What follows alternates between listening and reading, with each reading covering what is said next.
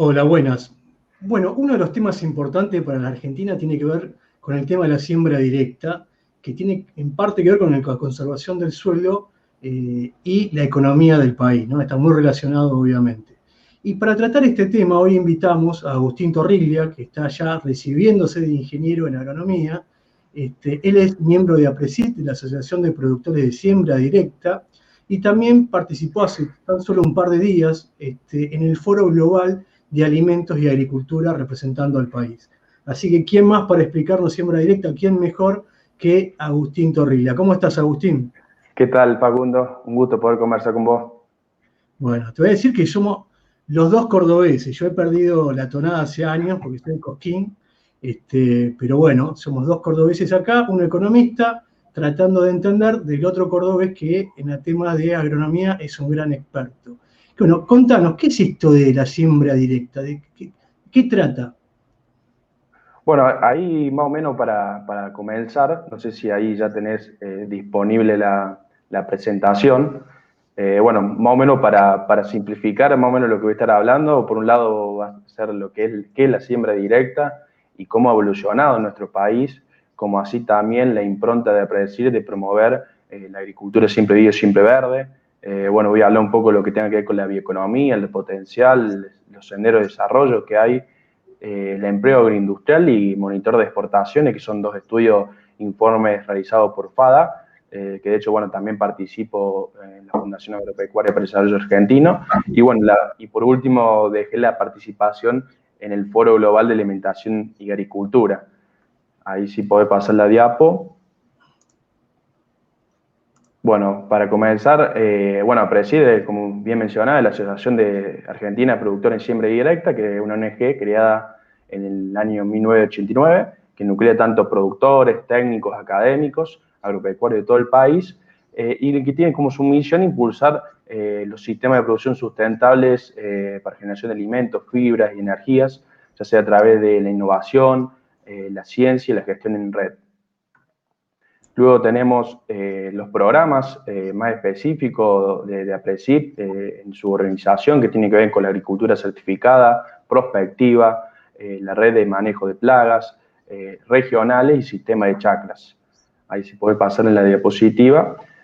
Luego, bueno, para presentar también qué es lo que es FADA. FADA es una institución que surge luego de 2008, la crisis del campo y el gobierno nacional, es una institución sin fines de lucro, que tiene como misión elaborar, difundir y gestionar proyectos de políticas públicas, es decir, proponer propuestas, valga la redundancia, de políticas públicas en el sector agropecuario. Bueno, entonces como para comenzar del principio, la actividad agroindustrial, vamos a ir de lo más básico para ir llegando más a lo específico.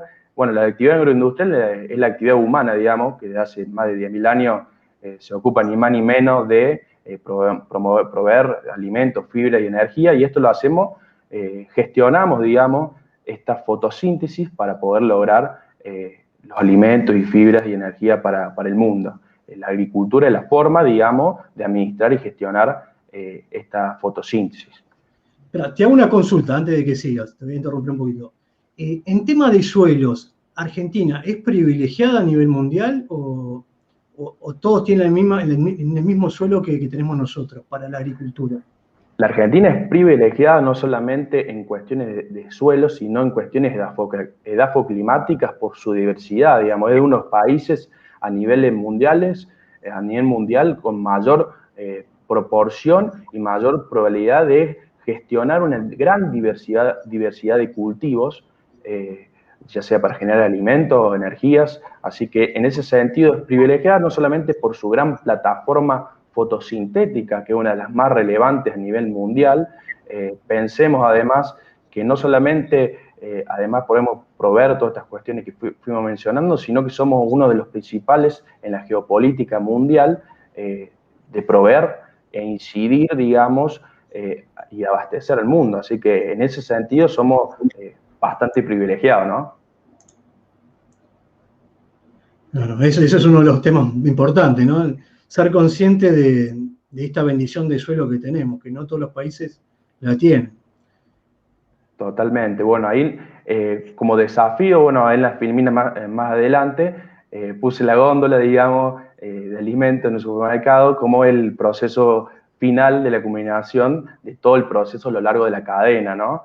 Luego, si podemos ver en la filmina más adelante, podemos ver que hay una diapositiva ahí que remarca bien cuál ha sido el crecimiento poblacional a lo largo de la historia de la humanidad. Podemos ver que, bueno, la agricultura comenzó hace de unos 10.000 años, la población era menos de 10 millones de habitantes, y el crecimiento fue muy lento, hasta llegar al año cero, que tenía una tasa de alrededor de 0,2% de crecimiento. Luego, obviamente, por una baja expectativa de vida al nacer, alta mortalidad infantil, hambrunas, guerras, enfermedades. Luego comenzó, obviamente, al pasar de ser hace 10.000 años que dejamos de ser nómadas, pasamos a ser sedentarios, comienza la agricultura, comienza la civilización, por así llamarlo, empieza a crecer, o sea, el humano empieza a cultivar, empiezan a crecer las ciudades, empieza a crecer la población, y podemos ver en ese gráfico que la población más o menos, hasta alrededor del año cero, habitan alrededor de 200 millones de humanos, hasta el año 1800, que llegamos alrededor de 1.000 millones de habitantes. Luego, lo que va de 1800 a 1900, esa población se duplicó, creciendo como a una tasa 5 veces superior a la normal y alcanzando alrededor de 2.000 millones de habitantes para el siglo pasado. Hoy estamos alrededor entre 7.500 millones de habitantes en el siglo XXI, y se estima para el 2050 una población que va a rondar alrededor de 9.000 y pico millones de habitantes. Así que es un gran desafío para la humanidad, no solamente de abastecer de alimentos, de energía y fibras, y también teniendo en cuenta que, según diversos informes de la FAO, actualmente hay en la Tierra, digamos, en el conjunto, digamos, alrededor de 800 millones de habitantes que no tienen la posibilidad de ingerir las calorías diarias promedio, ¿no? Así que no solamente tenemos alrededor de 800 millones de personas subalimentadas, sino también el otro gran problema que viene aumentando, una malnutrición con sobrepeso o con mayor obesidad, digamos, que también en esta proporción es mayor que los subalimentados. Luego, si podemos avanzar, bueno, hay otra filmina más que, bueno, de paso recomiendo esta página, esta fuente, que es World in Data, es un estudio de la Universidad de Harvard, Cambridge, en el cual tienen diversos estudios de lo que puedan buscar, muy de fuente muy confiable. Más adelante, bueno, en la próxima diapositiva, como para ponernos en perspectiva, digamos, la agricultura, su principal recurso se vale de la tierra, ¿no? Que ocupa una cuarta parte del planeta y de la que solo se puede cultivar poco más del 10%. Hoy hay alrededor de 1.500 millones de hectáreas y lo potencial podría abarcar hasta 1.700, 1.800 millones de hectáreas, ¿no? A lo largo del planeta. Entonces nos ponemos a pensar que nuestro principal desafío ya no va a ser por expandir la tierra agrícola, sino el cómo podemos aumentar la producción por metro cuadrado. Es decir, cómo logramos achicar las brechas productivas, logramos producir más con menos y mejor, obviamente sin generar externalidades negativas al ambiente.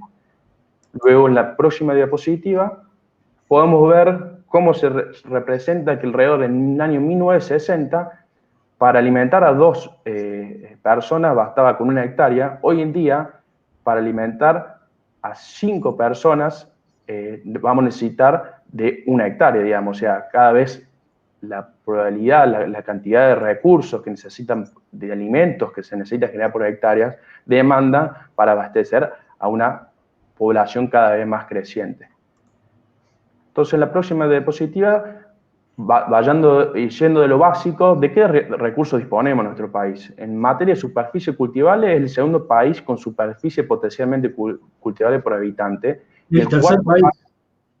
El segundo país. El segundo país.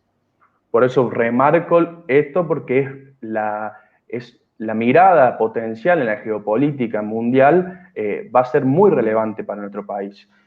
Y es el cuarto país con mayor superficie actualmente cultivada por habitante.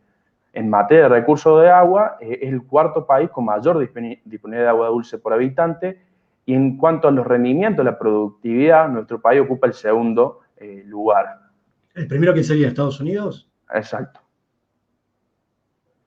Luego, si vamos a la próxima diapositiva, bueno, podemos ver una serie de años, de los últimos 40, 35 años, 36 años, en el cual, por un lado, podemos ver cómo la área sembrada aumentó, se triplicó la área sembrada, y la producción podemos ver cómo se creció 7 veces más. Hay algo que quiero recalcar, APRESID surge en el año 1989 y podemos ver cómo a través de la implementación de la siembra directa, no solamente los avances en cambios tecnológicos como biotecnología en materia de semillas transgénicas, además todo lo que tenga que ver con los avances en telecomunicaciones, imágenes satelitales, agricultura de precisión, ha significado el poder aumentar productivamente la producción en nuestro país. Luego... Te hago una consulta ahí porque seguramente muchos nos están mirando y se van a hacer esta pregunta. Básicamente, la siembra directa, ¿en qué consiste, digamos? Bueno, la siembra directa es un sistema, es un conjunto de prácticas que tienden a seguir este sistema. La siembra directa en sí se trata de la no remoción del suelo y el mantener la cobertura de rastrojo que queda, ¿no? Luego, si podemos ver, no sé si querés avanzar. Entonces, antes que la siembra que era con arado, y ahora se empieza a implementar este nuevo método, digamos. Totalmente, justamente ahí te voy a mostrar una foto más o menos para diferenciar, digamos, estos cambios. Bueno, es una imagen de nuestro suelo de dimensión vertical. Se puede ver las capas de los distintos horizontes, A, B y C que la madre. Pongámonos a pensar que todas las capas del horizonte de la A y la B llevó años y años de parte de la naturaleza a generar esas capas más fértiles, digamos, con mayor contenido de nutrientes, una fertilidad físico-química, estabilidad de agregados, y pongámonos a pensar que luego justo te voy a mostrar en la siguiente diapositiva, bueno, lo que se pensó durante gran tiempo de la agricultura era que la agricultura era sinónimo de labranza. Pongámonos a pensar que durante miles de años, cientos de años, se trató de remover, digamos, el suelo como manera de poder lograr cultivar. Esa remoción, digamos, llegaba a la primera capa de entre 20 y 30 centímetros de nuestros suelos e incluso a profundidades mayores, ¿no? Luego se puede en la próxima imagen, también unos caballos con un arado. Arado. Y en la próxima, bueno, toda esta generación de esta práctica de labranza terminó generando, digamos, efectos negativos para nuestros suelos, con la generación de erosión eólica, erosión hídrica. Erosión eólica se puede ver que la voladura de nuestros campos, ahí se puede ver algo en la imagen, erosión hídrica generada por esta impermeabilización de nuestros suelos. El impermeabilizar en nuestros suelos generó que ante intensidades de lluvias, toda esa remoción, digamos, terminara generándose partículas llevándose a través por escurrimiento, ¿no? Entonces, se ha generado durante miles y cientos de años, se generó un proceso de degradación en nuestros suelos, en materia orgánica, y el incremento, obviamente, de estos riesgos de erosión hídrica y eólica, ¿no? En la próxima diapositiva se puede ver las consecuencias del viejo paradigma en el recurso suelo. Podemos ver allí, hay un alto impacto negativo en el ambiente, erosión, poca eficiencia de uso del agua, la pérdida de productividad en nuestros campos, en el tiempo, y la causa, ahí se pueden algunos manchones, causa diferentes rindes de productividad en el país. Entonces, bueno, como mencionaba, nosotros desde APRESID hace varios años que ya viene impulsando el sistema de siembra directa, que se trata un principio de prácticas, de buenas prácticas agropecuarias, ¿no? Para una producción sustentable. No solamente tienen que ver con la no remoción y el mantener la cobertura del suelo, sino también se trata de lo que tenga que ver con la rotación de cultivos, el manejo integrado de plagas, el manejo eficiente y responsable de los agroquímicos, la nutrición estratégica, la gestión de la información ganadera, la incorporación de cultivos y servicios. Así que es un conjunto de prácticas que conllevan, digamos, a un mejor funcionamiento del sistema en sí y al cuidar nuestro recurso suelo y aumentar la productividad agrícola, ¿no? En la próxima imagen, no sé si se puede ver. Que también de alguna manera es dinero, ¿no? Digamos.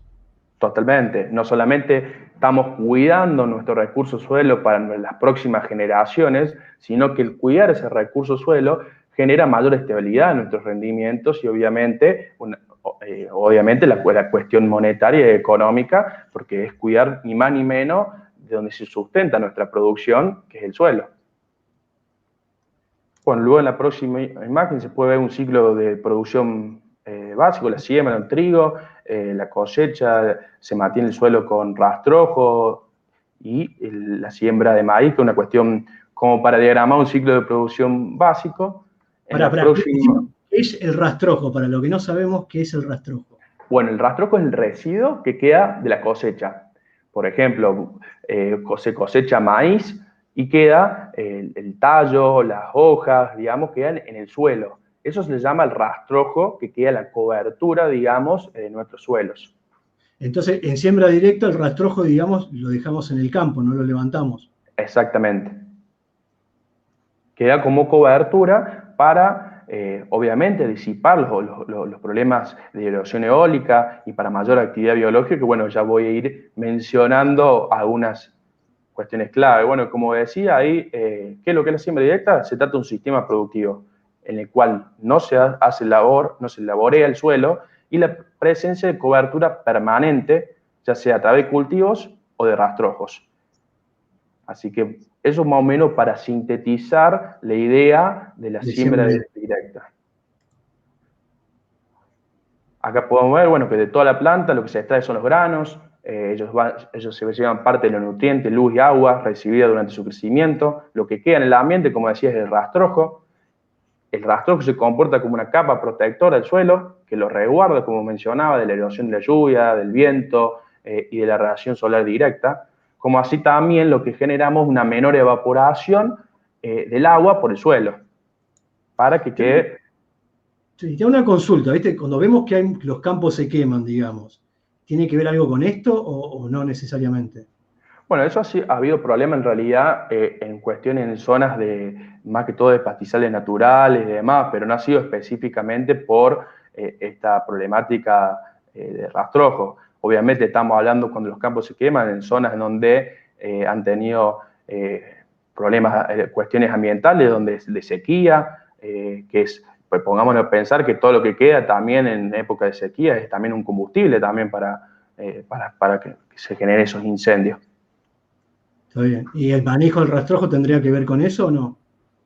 El rastrojo lo que genera es mantener, bueno, como decía, nuestros suelos cubiertos, mantener una mayor generación de utilizar mayor el agua de una mejor manera, digamos, es decir, somos más eficientes en el uso del agua porque cuando viene la lluvia, con las precipitaciones, lo que genera es que esa gota de lluvia, ya voy a mostrar en una diapositiva más adelante, pero esa gota de lluvia que queda en la cobertura, no se pierde por escurrimiento, a diferencia de un suelo totalmente desnudo, descubierto, sin rastrojo, no se pierde, digamos, no se escurre. Con la siembra directa lo que genera un efecto esponja, que esa gota de lluvia queda ahí y mejorando el almacenaje de agua de nuestro suelo, mejorando la capacidad de infiltración, ¿no? Luego, bueno, hay una foto básico de lo que es la siembra directa, de una sembradora que pasó y se ve la cobertura de rastrojo. Y en la próxima imagen es lo que quería llegar comparando un suelo desnudo y un suelo con rastrojo. Podemos ver cuál es el impacto de una gota de lluvia que cae en nuestro suelo sin cobertura. No sé si pueden ver a la izquierda, a mi izquierda, cuando la gota cae, rompe los agregados. Esos agregados, las partículas más pequeñas van a tapar los poros naturales del suelo y el agua no va a poder infiltrar correctamente y va a escurrir si tiene cierta pendiente, ese relieve, por los cursos de agua. como podemos ver bien allí a la izquierda. Luego, en cambio, cuando tenemos una cobertura, cae la gota de lluvia, ella disminuye esa energía cinética, ¿no? Y llega muy lentamente al nivel del suelo. Y el suelo que tiene poros con capacidad para poder absorber rápidamente esa agua, entonces el agua que va a escurrir es totalmente limpia y no se lleva nada del suelo. Ah, el suelo, claro.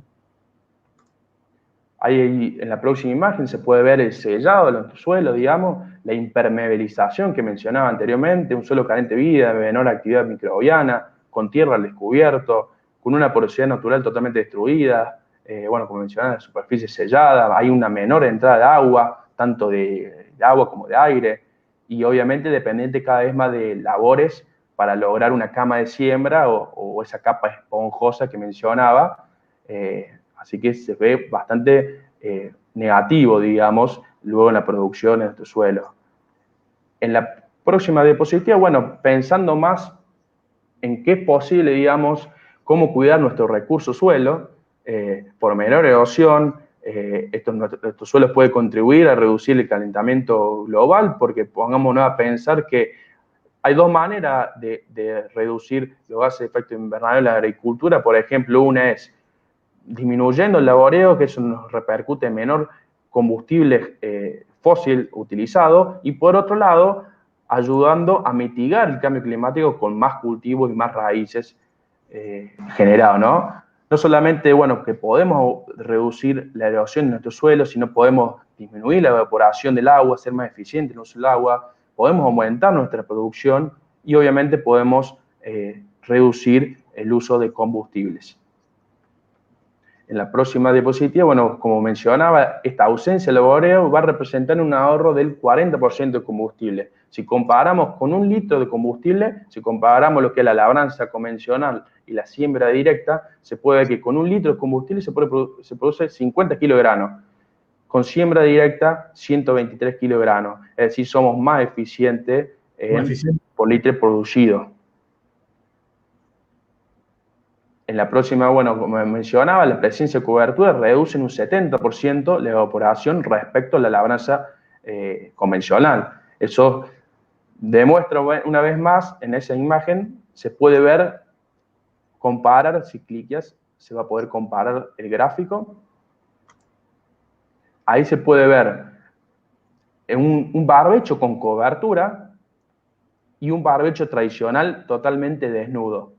Si comparamos a mayor intensidad de precipitación, más diferencia en capacidad de infiltración a favor de la siembra directa, es decir, esos cantidad de milímetros que yo veo de precipitación efectiva, se ve bastante la diferencia en un suelo con cobertura a diferencia de un barbecho tradicional sin cobertura, es decir, somos más eficientes por milímetro. Podemos tener una capacidad de almacenaje y mejorando la infiltración de nuestros suelos. Luego, en la siguiente diapositiva se puede ver cómo los labores rompen la porosidad natural del suelo y dejan en la tierra descubierta al impacto de la lluvia, se obturan los poros y el agua empieza a acumularse en la superficie, generando ese escurrimiento que se ve allí en la imagen y la consecuente pérdida de suelo, ¿no? Y de la capa del horizonte más fértil. Y llegando a esto que podríamos estar formando estas cárcavas, digamos, con la consecuente pérdida inmensa de cantidad de suelo, que pongámonos a imaginar el tiempo que lleva a recuperar los millones, miles, millones de años que lleva para la naturaleza lograr constituir nuevamente estos suelos, ¿no? Bueno, como mencionaba, la no remoción del suelo va a reducir en 90% la erosión a nivel superficie respecto de la labranza. Estos son estudios del INTA, ya bastantes aceptados por la comunidad en su conjunto, y luego se puede ver otro estudio en el cual la Argentina ha sido uno de los principales países que ha logrado reducir la erosión y la degradación de nuestros suelos a través de la siembra directa en los últimos 30 años. Luego pasa a la siguiente. Así podemos ver la evolución de lo que fue la superficie en siembra directa en los últimos años. Como puede ver así, bueno, Apreci surge en 1989, Podemos ver la gran evolución que ha habido del sistema de siembra directa. Actualmente, en la campaña 19-20, alrededor de 33 millones de hectáreas son sembradas bajo este sistema. Entonces, la siembra directa tiene un gran potencial de secuestro, además de carbono, de mejorar la calidad de los suelos, de lograr una productividad sostenida. Totalmente esto ha sido una gran evolución en nuestros suelos, en nuestro país, y ha generado, digamos, obviamente, no solo cuidar el recurso suelo, sino aumentar las productividades. Te hago una consulta. Respecto de la superficie sembrada, la siembra directa, ¿cuánto representa? ¿Tenés una idea más o menos? No. La siembra directa representa alrededor, en la próxima diapositiva se puede ver que representa hoy en día más del 90%. Más del 90%. ¿Y esta evolución que ha tenido en Argentina también ha repercutido a nivel mundial? Bueno, obviamente la siembra directa está mirada con buenos ojos a nivel mundial. La Presieta ha recibido un premio, además de la FAO, a través de la implementación de este sistema. Hace 2, 3 años, si no me equivoco, digamos, nuestra institución recibió un premio como Guardianes del Suelo, como ejemplo a nivel mundial, y obviamente cada día toma mayor repercusión este sistema. Ahí podemos ver, no sé si se logra ver, cómo ha sido la evolución en porcentaje. Hoy en día, en los últimos 10 años, se puede ver bien claro que alrededor del 90% de la superficie se basa bajo este sistema, ¿no? Es un porcentaje elevado. Totalmente. Luego, en la próxima, podemos comparar por cultivos cómo ha ido aumentando, digamos, podemos ver soja, maíz, trigo, sorgo, girasol y cebada. También es para recalcar que ciertas medidas externas también pueden implicar en la sustentabilidad del sistema, en nuestro suelo. Si nosotros podemos ver en la campaña, luego de la quita de retenciones, luego del 2016, se puede ver cómo disminuyó la superficie sembrada de soja y cómo aumentó la superficie sembrada de maíz y trigo, con la importancia que implica la rotación de cultivos en este sistema con la incorporación de gramíneas. Así que también eso para recalcar, digamos, cuál es la incidencia de ciertas medidas externas que pueden venir tranqueras fuera en la sustentabilidad de nuestros suelos. O sea, para puntualizar, ¿no? La siembra directa lo que permite es hacer rotación de cultivos y no cultivar una sola semilla, ¿no? Bueno, como decía, es una conjunción de prácticas, digamos, de un sistema integrado, no solamente de no remoción de suelo, dejando la cobertura, y también con la mentalidad de hacer una rotación de una secuencia planificada de cultivos, con incorporación de gramíneas, de cultivos de servicios, que bueno, ya lo vi mencionando y diagramando un poco mejor en las próximas diapositivas. Por otra parte, digamos, ¿no? La soja, el yuyito. O sea que acá los que se quejaban del yuyito fueron los que más fomentaron, ¿no? la siembra de la soja, digamos. Bueno, eso más se puede ver estadísticamente, bien claro, digamos, en un cierto periodo de tiempo. Se puede ver en un cierto periodo de tiempo cómo se fomentó lo que se llamaba la sojización, digamos, y eso atentó obviamente con la sustentabilidad de nuestros suelos y la normal secuencia y rotación de nuestros cultivos. O sea, obviamente con una perspectiva de una mentalidad que tenían obviamente, que era rentable y generaba ciertas divisas para el Estado. Entonces te voy a hacer una consulta que más o menos ya creo que la respondiste, pero es, bueno, nosotros deberíamos tener una política agropecuaria tal que nos permita de alguna manera trabajar no con un cultivo, sino con varios, ya que la siembra directa es un método que lo permitiría y que conservamos mucho más el suelo y nos daría en algunos casos inclusive mayor rendimiento. Totalmente, eso está demostrado muy claro, hay muchos ensayos, mucha información bibliográfica, estudios, Linda trabajado, PRESID, diversos organismos, en el que está demostrado que a través de la siembra directa, la rotación de cultivos, la incorporación de cultivos de servicio, no solamente hay que dejar de mirar en el corto plazo, obviamente por las rentas, si uno mira en el mediano y largo plazo, puede ver cómo las condiciones de nuestro suelo, la fertilidad, las condiciones físico-químicas, el aumento de la materia orgánica, cómo influye además en lograr estabilizar y aumentar nuestros rendimientos y nuestra productividad en el campo. Luego, si podemos ver cómo ha aumentado, bueno, ahí como mencionaba, cómo ha aumentado en los últimos 5 años la superficie sembrada de maíz y trigo, que es muy importante porque es la incorporación de la gramínea en la rotación del cultivo y todo eso es lo que conlleva, ¿no? Luego en la siguiente imagen podemos ver en la siguiente imagen, ahí podemos ver todo lo que tenga que ver el mapa de adopción, a la izquierda el mapa de adopción de siembra directa por zonas agroecológicas. Podemos ver bien que están en la media muy por encima de los 90, el 90%, y a la derecha se puede ver el mapa de porcentaje de la incorporación de gramíneas en esa rotación. Como mencionaba. Para los que no sabemos, explícanos qué es la gramínea. La gramínea del cultivo, por ejemplo, el maíz y el trigo. Esa es gramínea. Eso cuando llamamos la incorporación de gramíneas, llamamos esa rotación, digamos, de una leguminosa como la soja por una gramínea. Bueno, y esto es muy importante, como mencionaba, es la rotación de cultivos, que es la secuencia planificada y ordenada de los cultivos, lo que genera un mayor balance de nutrientes, mejora las condiciones físico-químicas y biológicas de nuestros suelos, aumenta y maximiza la productividad, preserva los recursos involucrados, una mayor diversificación de los riegos. Esto es importante también porque al diversificar el uso del suelo, disminuye los riegos, digamos, tanto para el productor, al cultivar mayor diversidad de especies de cultivos.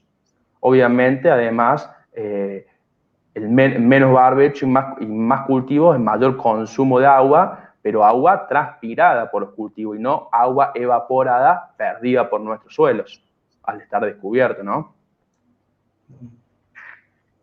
Bueno, acá para mostrar, simplificar más o menos detallado la secuencia de lo que es una rotación simple, digamos, no sería rotación porque estamos hablando siempre, ahí arriba se puede ver en el término de 3 años, una secuencia de soja, soja, soja, en 3 años 3 cultivos. Abajo se puede ver con la incorporación como es trigo y maíz, es decir, en 3 años hacemos 4 cultivos, se puede ver ahí, por ejemplo, hacemos de junio a diciembre un trigo y hacemos una soja de segunda, luego en el siguiente año una incorporación del maíz. Entonces eso genera una mayor intensificación del uso del suelo.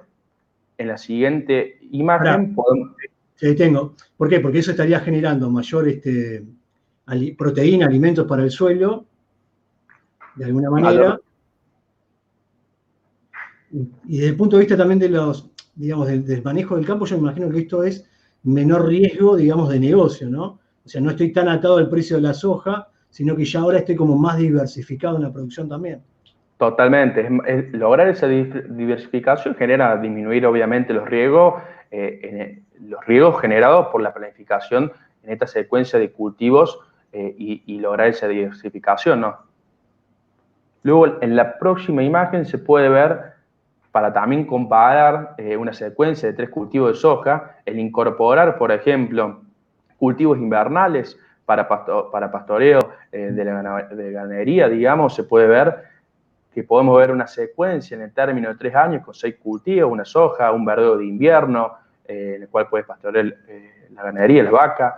Se puede ver la incorporación del girasol, de otros cultivos. Bueno, entonces toda esa diagramación, esa secuencia de cultivos, con ese mayor uso e intensificación del suelo y esa rotación genera, obviamente, mejora nuestras condiciones físico-químicas del suelo, que, bueno, que anteriormente fui mencionando. Y también para recalcar que en la próxima imagen viene algo que APRESID viene proponiendo, un nuevo paradigma de la agricultura, la que denominamos agricultura siempre vivo, siempre verde, que se trata ni más ni bien de ver nuestros campos, nuestros lotes, todo el tiempo a lo largo del año con cultivos.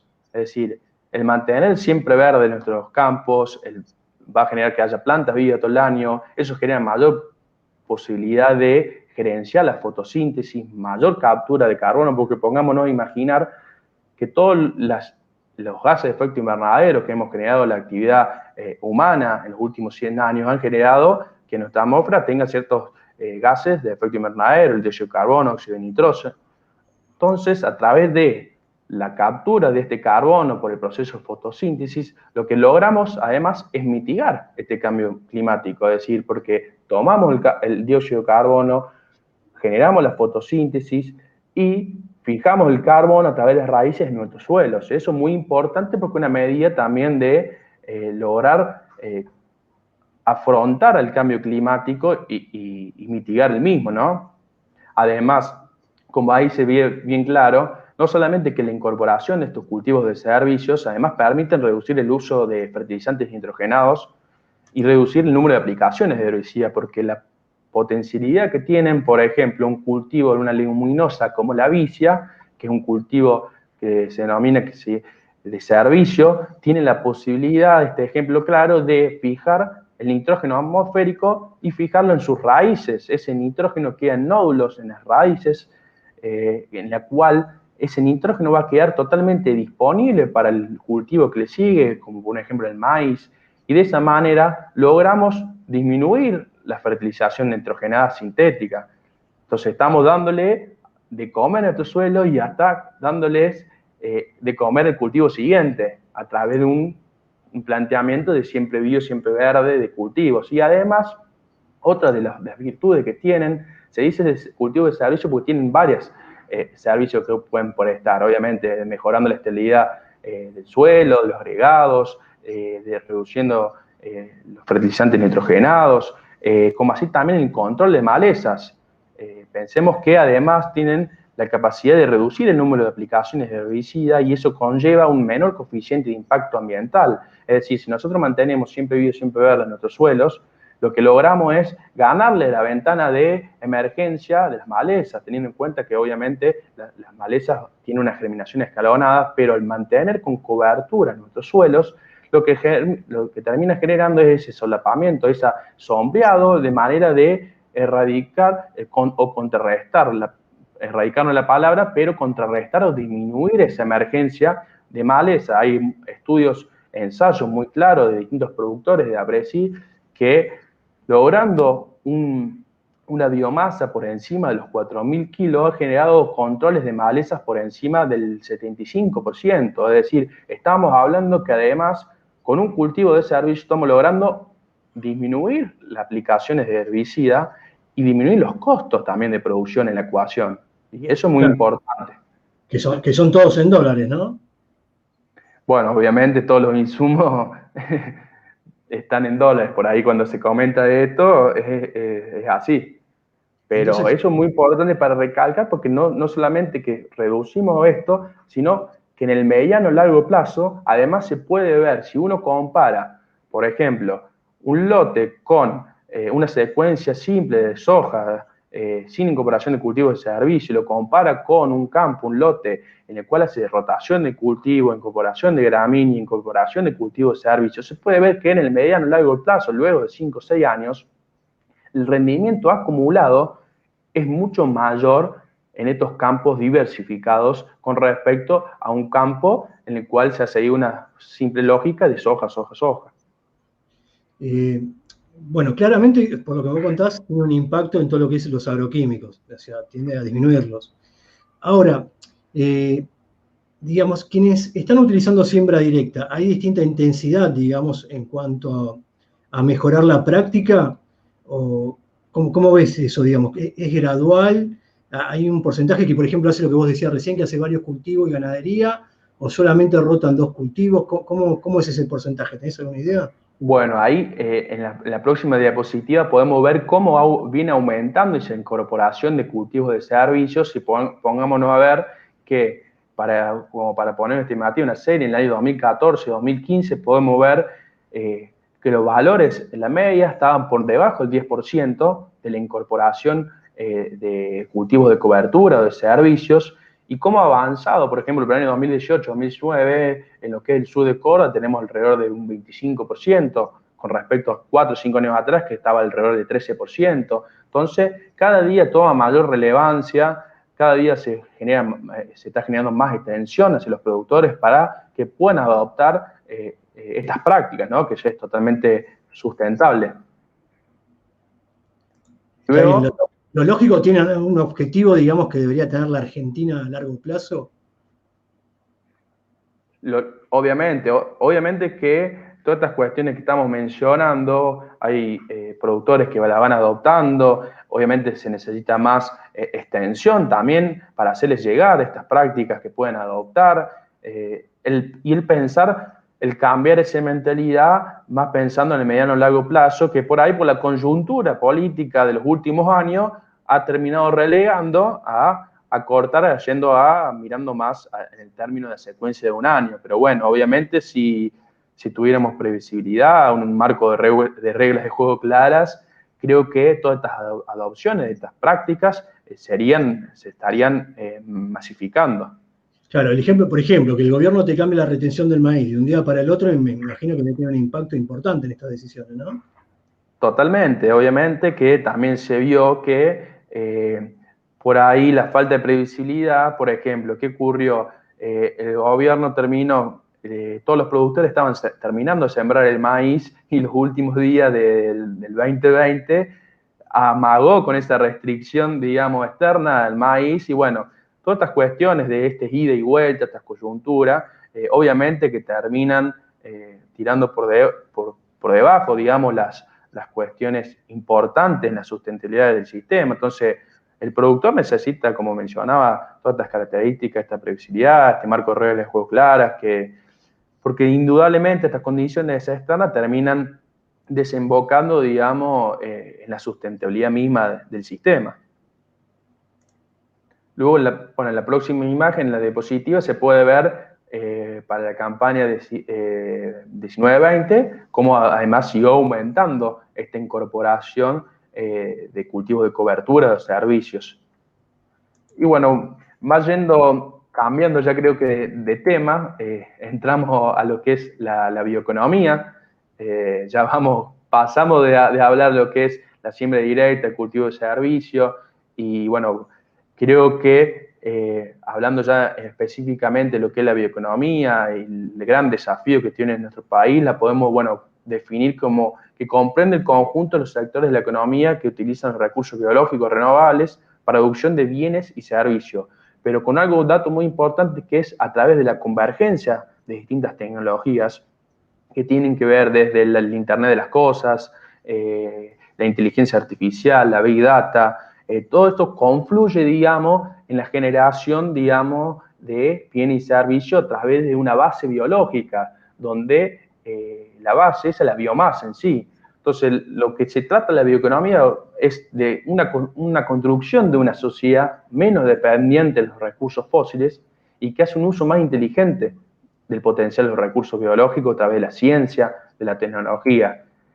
digamos. Entonces, no solamente que afronta y puede ser un camino para desarrollar, como paradigma de desarrollo en nuestro país, sino en un mundo que cada vez está más preocupado por el deterioro y el agotamiento de los recursos, del cambio climático. Entonces, es un camino para afrontar estas problemáticas, además. Es una opción, digamos, totalmente estratégica para lograr conciliar los objetivos de crecimiento económico, por un lado, con los objetivos ambientales y la restricción de recursos.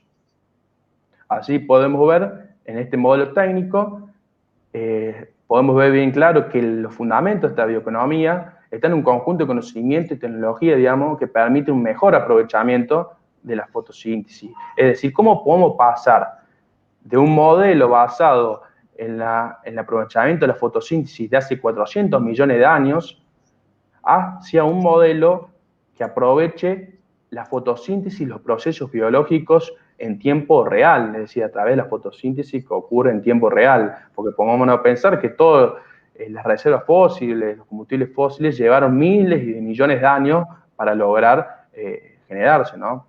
Y bueno, y la biorefinería y la biomasa son una fuente de carbono, son sus principales componentes, obviamente.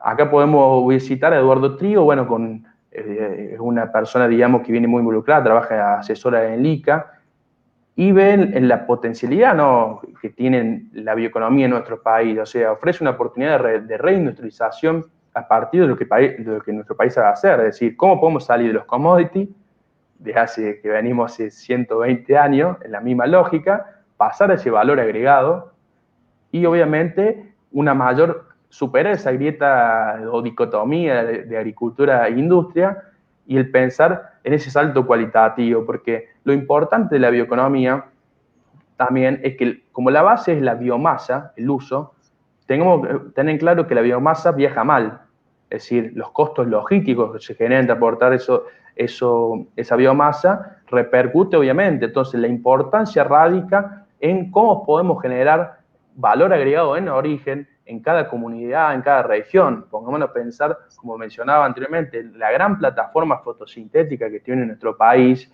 y toda la generación, digamos, de productos a través de una base biológica que se pueden generar, ya sea en el NEA, la hierba, el té, en el NOA, el limón, la caña de azúcar, en el cuyo, lo que tiene que ver con el vino, con el olivo y obviamente toda la región pampeana, hay una potencialidad bastante importante, obviamente, para poder desarrollar. Luego podemos ver en la siguiente diapositiva cuáles son los senderos que puede nuestro país encaminarse para aprovechar esta bioeconomía. Obviamente, algunos países tendrán más desarrollado algún sendero que otro, en lo que sí nuestro país ha avanzado mucho en lo que tenga que ver con, por un lado, la ecointensificación, las biorefinerías de bioproductos y las aplicaciones biotecnológicas. Como para ir mencionando los usos de recursos de la biodiversidad, podemos ver que hay una gran biodiversidad en el cual el descubrimiento, digamos, y domesticación de esta biodiversidad genera también la generación de bioproductos. Luego tenemos lo que tiene que ver con la ecointensificación, que se trata de prácticas agronómicas, como pueden ser, como mencionaba, la labranza cero o la siembra directa. Entonces, toda esta conjunción, digamos, de práctica, manejo integrado de plagas, de gestión sostenible del suelo, de tecnología limpia para el procesamiento o industrialización, bioinsumos. Entonces es un camino que puede nuestro país explotar, ¿no? En la próxima imagen, bueno, hay un ejemplo claro de biorefinerías y bioproductos. Tenemos los ejemplos claros en nuestro país, como el caso de, por ejemplo, lo que tenga que ver con el bioetanol en Río Cuarto, en la planta Bio 4, que produce, digamos, a través del maíz, etanol que va en el corte de nuestras naftas. Es decir, hoy en día el corte de etanol en nafta ronda alrededor del 12%, pensando... Ahora, porque te hice yo la pregunta esta, decinos qué es el corte en nafta. Bueno, tenemos un litro de nafta, de combustible, para un litro de combustible, el 12% proviene del etanol en nuestro país.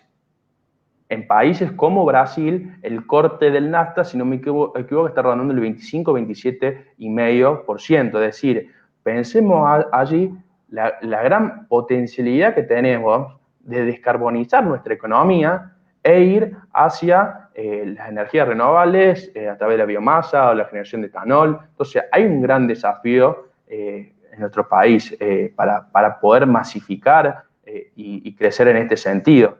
Entonces, no solamente con lo que tenga que ver con el etanol a través del maíz, el ejemplo también está a través de la caña de azúcar en Tucumán, es otro ejemplo.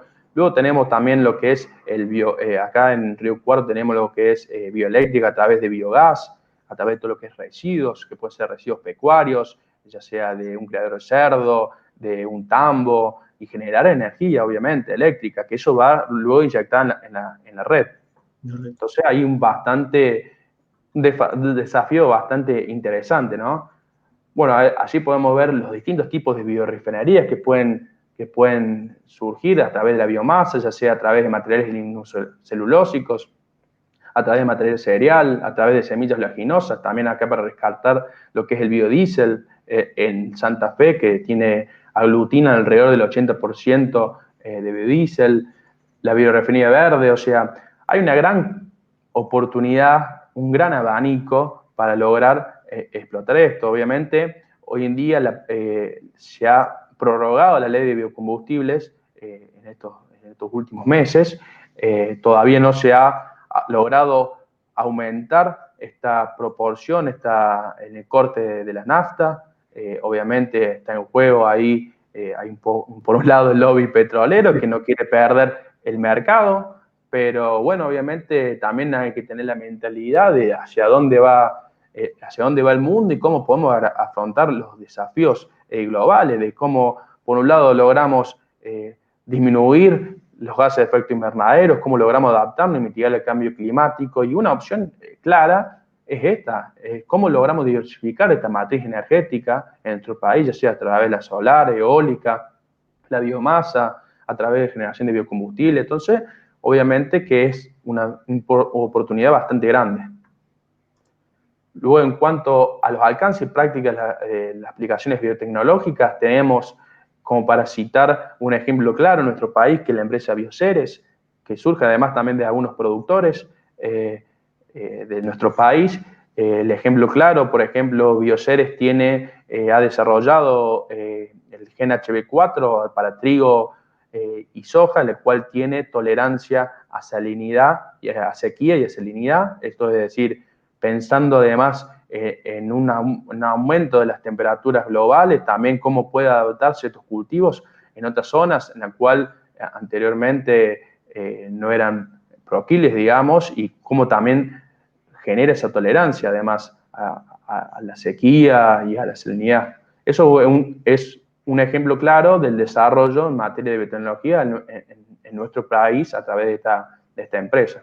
Sí, Bioceres, que es una empresa, ¿no?, que por ahí la gente no sabe, cotiza en la bolsa y en Estados Unidos.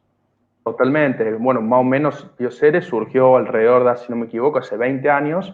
Y bueno, se puede ver en Rosario, obviamente, y se puede ver cómo ha crecido también en todo lo que tenga que ver con los negocios, la ciencia de la vida, los recursos biológicos, cómo los desarrollos que vienen generando. Así que es importante y para destacar, obviamente.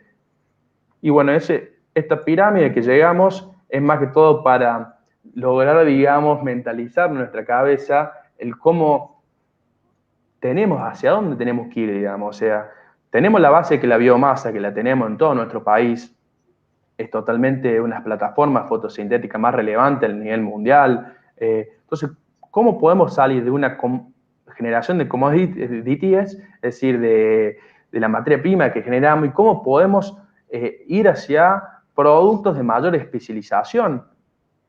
No sea biomateriales, bioquímicos, es decir, y además con la potencialidad de que en el precio de mercado vaya aumentando mayor especialización. Entonces, acá obviamente cobra importancia todo lo que tiene que ver con las reglas de juego claras, la previsibilidad para poder invertir, porque obviamente va a repercutir en la sustentabilidad y en la generación de un nuevo grandes modelos de negocios para que puedan invertir en nuestro país, obviamente. Bueno, como mencionaba, en la próxima se puede ver lo interesante y hacia dónde tenemos que ir para poder que salga, que funcione esta bioeconomía en nuestro país. Por ahí quiero citar a Fernando Vilela, que por ahí nos habla de la vaca viva. Y esta vaca viva es la bioeconomía, es decir, en contraposición a la vaca muerta, es decir, cómo generamos, digamos, incentivos hacia la vaca viva con reglas de juego claras, con un ordenamiento territorial a nivel de nuestro país, con una mayor conectividad, con una mayor, digamos, buscando nuevos mercados en el mundo, y obviamente con buenas prácticas agropecuarias. Entonces toda esta conflusión de cosas, hay ejemplos claros como Alemania, digamos, que esta perspectiva de la bioeconomía la han tenido a través de la confluencia de varios ministerios, por ejemplo, de trabajo. El Ministerio de Alimentación y Agricultura, el Ministerio de Obras Públicas, el Ministerio de Negocios Exteriores, de Mercado Exterior, la Cancillería. Entonces, nuestro país tiene que focalizarse y tiene que tener la mentalidad, digamos, de que la bioeconomía es un paradigma de desarrollo para lograr explotar, para lograr potenciar, para lograr generar trabajo, empleo de calidad, para lograr interconectar a nuestro país tan poco conectado y para lograr, obviamente, una mayor, digamos, exportación de productos de mayor especialización y lograr achicar esta coyuntura de varios años de aumento de pobreza que estamos viviendo, ¿no?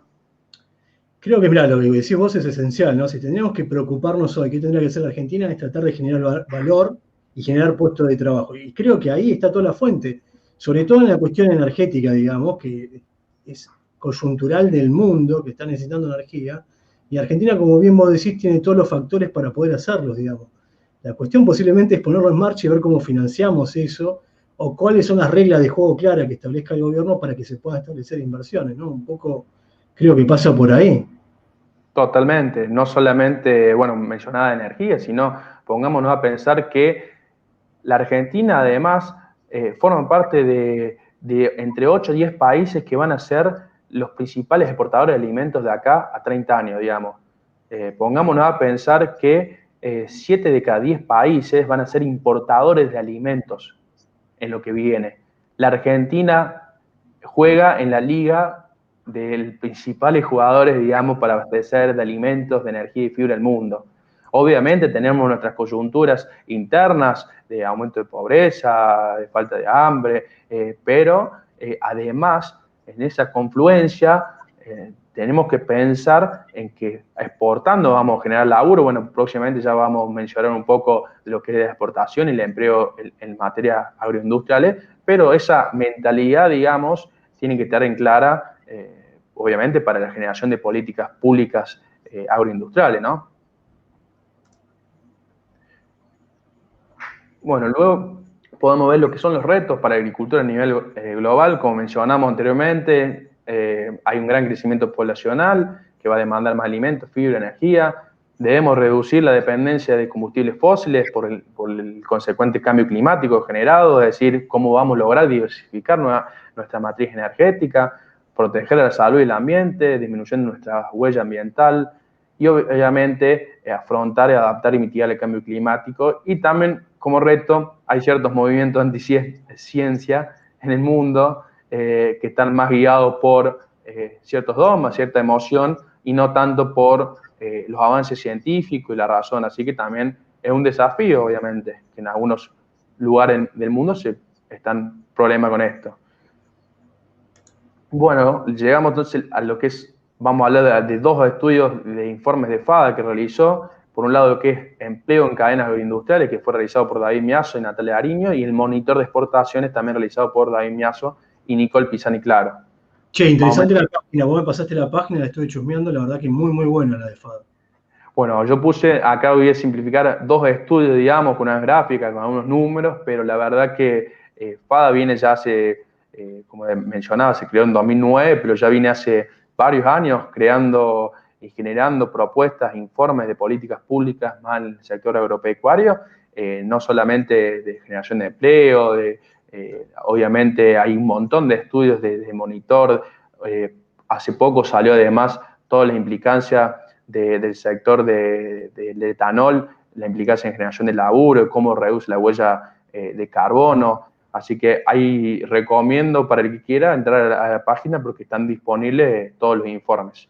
Bueno, como para empezar podemos ver los empleos que genera la agroindustria. Por ahí muchas veces se habla de que la agroindustria no genera o está disminuyendo la cantidad de empleo. Lo cierto es que a lo largo de la cadena agroindustrial hay una gran generación de empleo en distintos eslabones, ¿no?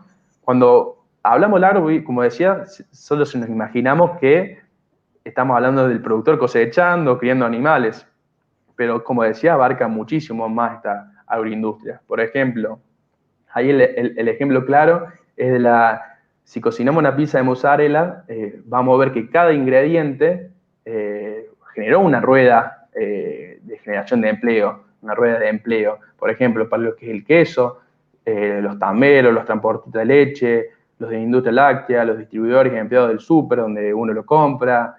Lo mismo va a ocurrir con los demás ingredientes, ya sea para la masa, los productores de trigo, los molineros y, bueno, obviamente toda la cadena. Lo mismo para lo que es el tomate, la cebolla, los huerteros, los verduleros que hay en los distintos ejidos periurbanos de nuestras ciudades.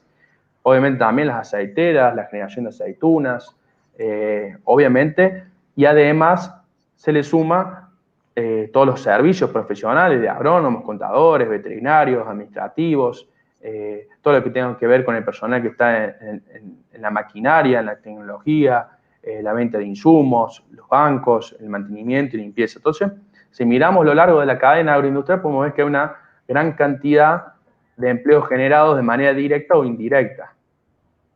Para resumir un poco lo que en este estudio que se estudió más de 25 cadenas agroindustriales, podemos ver que alrededor del empleo generado en las cadenas agroindustriales, más de 3,7 millones de puestos de trabajo generados, es decir, el 22% del empleo privado en nuestro país.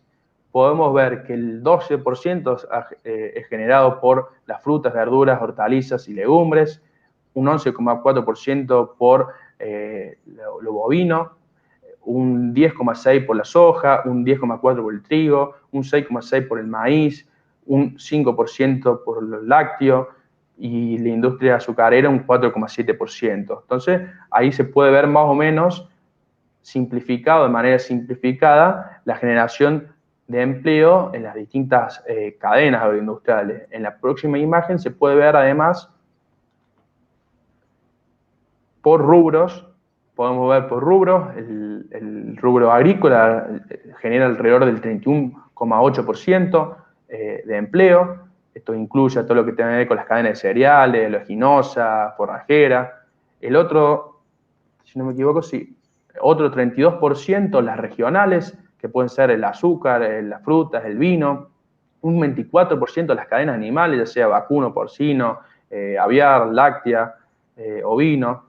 Y los servicios conexos, que son los servicios financieros, seguros, contables, más otras actividades que van a sumar, además, los bienes de capital. Bueno, como decíamos, el top 5, digamos, de motores de empleo los tiene el 12% de la fruta y verdura. Y bueno, como fui mencionando algunos datos. En la próxima imagen se puede ver la generación que gano yo con las exportaciones, que este es otro estudio que realizó FADA, que es un monitor de exportaciones, que se puede ver en claro que para el primer semestre del 2020 se generaron 20.000 millones de dólares en conceptos de exportaciones durante los primeros 6 meses de 2020. Es decir, 7 de cada 10 dólares por exportación provinieron de la cadena del agro. Es decir, explicando casi el 74% de las exportaciones argentinas para ese periodo, ¿no? Es decir, del total que mencioné, de los 20.000 millones, el 70% lo generan las cadenas granarias, así se puede ver, un 15% las economías regionales, un 8% las carnes, un 2% lácteos y un 5% lo que tenga que ver con bienes de capital, primario, industrial, fertilizantes, fitosanitarios. Eso como para desglosar un poco la generación de exportaciones que tiene nuestro país, cómo repercute en la generación de divisas, en dólares que entran, obviamente, a nuestro país. Sí, es importante, es el motor de las divisas de la Argentina, ¿no? Obviamente, por ahí se ha escuchado una cierta frase desafortunada en los últimos días, pero bueno, creo que se puede constatar con datos fehacientes, digamos, y estadísticas de la importancia de todo el complejo de la cadena agroindustrial en la generación de laburo, en la generación de dólares para nuestro país, que eso también, esos dólares generados, obviamente, va a repercutir en la cantidad de servicios que puede prestar el Estado, en infraestructura, salud, etcétera. Sí podemos ver, bueno, quiénes son nuestros principales compradores. También para recalcar que nuestro país tiene pocos convenios comerciales, a diferencia de otros países cercanos como es Chile, Brasil, pero para destacar, digamos, cuáles son nuestros principales compradores, podemos ver el caso de Países Bajos con el maní, Estados Unidos con el limón, el té, el vino, la industria forestal, China y India, que cada día toman más relevancia en el mercado de la proteína animal, obviamente estamos hablando que China son una población de alrededor de 1.300 millones, India 1.100 millones, y es para destacar que en los últimos 20 años en China 500 millones de chinos han pasado a la clase media, eso genera mayor poder adquisitivo y una mejor calidad de vida, y obviamente nos están demandando proteína animal, así que también hay una potencialidad en nuestro país de exportar carne también así. Bueno, como ahí se remarca todo lo que tiene que ver con la carne de pollo, de cerdo, bovina, de soja, pescado. Nuestro país además exporta a Vietnam maíz, India aceite de girasol, Brasil arroz, cebada, trigo y legumbres, Rusia peras y manzanas. Bueno, hay una gran potencialidad, digamos, para que cada día se abran más mercados, para que podamos exportar todos los productos generados en nuestro país. Obviamente que también tenemos potencialidades internas de nuestro país para lograr desarrollar más toda la cadena agroindustrial. Bueno, por último, como mencionaba a un principio, hace una semana me tocó participar en representación de APRESID y de Argentina en el Foro Global de Alimentación y Agricultura que organiza Alemania todos los años. En este caso fue del 18 al 22 de enero, la edición 13ª, en la cual participaron más de 76 ministros de Agricultura, estuvo el director de la ONU, de la FAO, estuvo el director de la Organización Mundial de la Salud, estuvo el último Premio Nobel de la Paz. Particularmente me tocó participar en unas reuniones, digamos, específicamente en el Foro Global de Jóvenes Agropecuarios, junto con otros 21 jóvenes de otros países, como el caso de jóvenes de China, de Japón, Estados Unidos, Sudáfrica, Alemania, Italia, bueno, varios países. A mí me tocó representar a Presidir Argentina. Luego, la verdad que fue una experiencia muy buena, en la cual se generó un intercambio. En esas reuniones, en ese foro, logramos consensuar un documento en el cual cada participante, cada integrante aportó sus conocimientos, experiencias. Nosotros, obviamente, desde APRESID, fuimos con nuestra impronta de promover sistemas de producción sustentable, de promover la siembra directa, la incorporación de cultivos de servicio, la bioeconomía como papel relevante de paradigma de desarrollo para lograr la descarbonización de nuestra economía, diversificar nuestra matriz energética. También propusimos en ese documento que fue consensuado, digamos, además, todo lo que tenga que ver con la conectividad rural, ya sea a través de caminos rurales o la conectividad en Internet. Algo también muy importante que fue aceptado es lo que tenga que ver con la disminución de la pérdida y desperdicio de alimentos. Si uno se pone a pensar, según diversos estudios e informes de la FAO, alrededor de 1/3 de los alimentos se pierden o se desperdician. Para diferenciar lo que es pérdida y desperdicio, pérdida se da a lo largo de la cosecha, el procesamiento, y desperdicio se da en lo que tenga que ver con la comercialización y el consumidor final, ¿no? Entonces, la pérdida se da en una mayor proporción en países en vía de desarrollo, por menor incorporación de tecnologías, y el desperdicio se da en países más desarrollados con mayor poder adquisitivo. Eso para recalcar, además, y bueno, entre otras cosas también propusimos la incorporación de lo que tiene que ver con contenido de educación ambiental en la currícula escolar, la utilización de residuos para compostaje, biofertilización. Bueno, son algunas de las aristas que por suerte hubo una buena aceptación, un gran intercambio. Además tuvimos reunidos con el presidente de la Unión Mundial de Agricultores, el presidente de Agricultores de Alemania, y bueno, 2 representantes de los 22 jóvenes, que fue el caso de la representante de Estados Unidos, de Mauricio, que en la conferencia final de ministros de Agricultura estuvieron presentes, en el cual leyeron el documento final que elaboramos los jóvenes. Así que la verdad fue una muy buena experiencia, ¿no? Bueno, muy bien, me alegro por vos y gracias por representarnos. Y bueno, ya estamos casi terminando, creo, ¿no? A ver, nos queda, sí, la última. Bueno, ahí puse unas 2 fotos, digamos, de jóvenes, digamos, que participamos tanto en FADA como en APRESID. En APRESID es un grupo joven bastante federal a lo largo del país, que generamos contenido, actividades, diversas actividades, ¿no? Y bueno, obviamente en FADA también, que estamos acá en Río Cuarto, venimos desarrollando también actividades con fines sociales, de capacitación, talleres de oficios rurales para jóvenes que no han tenido la oportunidad de seguir estudiando. Generamos estos talleres para que se logren capacitar, una pasantía en la empresa y bueno, buscar la manera de también insertarlo en el mundo laboral. Así que quería dejar esas 2 fotos, digamos, de jóvenes comprometidos en las diversas instituciones que buscan generar un cambio en nuestra sociedad, capacitarse. Así que por eso quería dejar esas fotos al final y agradecer obviamente a la institución por todas estas oportunidades que nos dan a los jóvenes de participar, ¿no? Y bueno, obviamente decirle a aquellos que nos están escuchando que, bueno, a quienes les interesen estos temas, que obviamente se pueden acercar a PRESID, ¿no? Para estar colaborando, formar parte y también para tomar información de todo lo que están haciendo, ¿no? Totalmente. Bueno, en las 2 páginas, tanto de FADA como de PRESID, hay diversos informes científicos, ensayos de diversas temáticas. En FADA, como mencionaba, varios estudios en materia de políticas públicas agroindustriales. En APRESID pueden ver un montón de información, de generación de conocimiento, hay un montón de programas de participación de parte de los socios académicos, en el cual se genera conocimiento y se divulga además para lograr la adopción de ese conocimiento, ¿no? Muy bien, te voy a hacer la última pregunta, a ver qué me contestás.